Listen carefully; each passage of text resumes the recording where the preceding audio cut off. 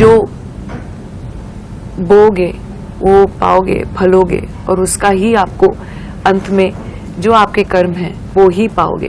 उसी को एक अंडरलाइन करते हुए ये शो है जिसके बारे में, जिसको हम कर्मा कॉलिंग कहते हैं। एक्चुअली ये एक अडेप्टेशन है एक यूएस अमेरिकन शो का। एबीसी स्टूडियो का एक शो था रिवेंज। मैं इन सबसे गुस्सा हूँ स्क्रिप्ट में। मुझे दोनों तरफ से प्यार मिल रहा था। कर्मा कॉलिंग, जैसे कि हम सब जानते हैं, गीता का श्लोक रहा है कि जो बोगे वो पाओगे, फलोगे, और उसका ही आपको अंत में जो आपके कर्म हैं वो ही पाओगे। एंड उसी को एक अंडरलाइन करते हुए ये शो है जिसके बारे में, जिसको हम कर्मा कॉलिंग कहते हैं।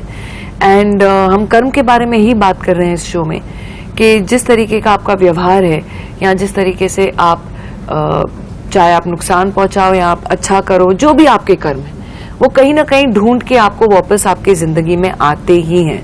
तो यही है, यही जिंदगी है जहां आपको भुगतना पड़ता है। Talking loudly. तो कर्मा कॉलिंग इसी के बारे में। एक्चुअली ये एक अडेप्टेशन है एक यूएस अमेरिकन शो का।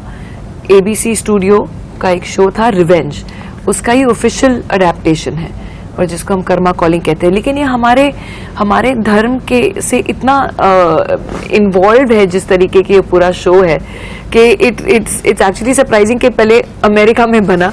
इट्स सरप्राइजिंग कि यू नो कि हमने एक कर्मा बेस्ड शो पहले क्यों नहीं बनाया। तो इंद्रानी कोठारी बहुत गुस्से में दिख रही है, प्रोमो से बहुत डेंजरस दिख रही है। रियल लाइफ में तो आप ऐसे नहीं लगते हो। एक्चुअली ये जो इंद्रानी का किरदार है जो मैं पर्सनल लाइफ में हूँ, बहुत ही हटके है, उससे बहुत ही डिफरेंट है।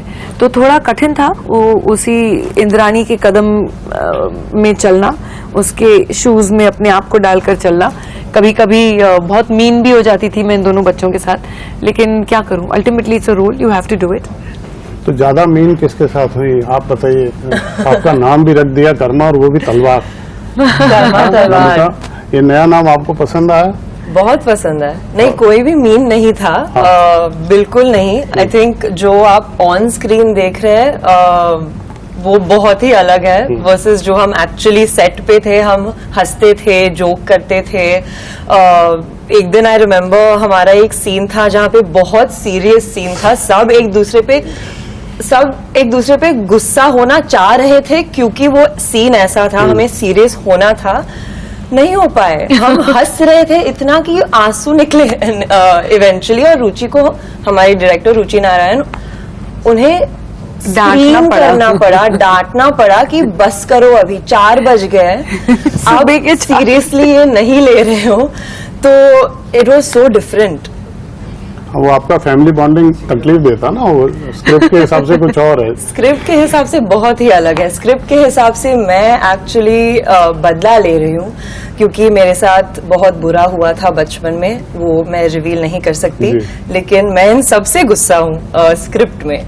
रियल लाइफ में मैं दे लाइक फैमिली। वरुण, आपकी क्या स्थिति थी, प्लीज आप बताइए। इधर एक माँ जो बदला ले रही है, या कहाँ फंसता है ये बच्चा? मैं एक्चुअली काफी मैंने एंजॉय किया ये, क्योंकि मुझे दोनों तरफ से प्यार मिल रहा था। और रबीना मैम के साथ काम करके ऐसा लगा on screen end of screen that she is like my mother only, क्योंकि मेरी मॉम भी इतनी ही केयरिंग है।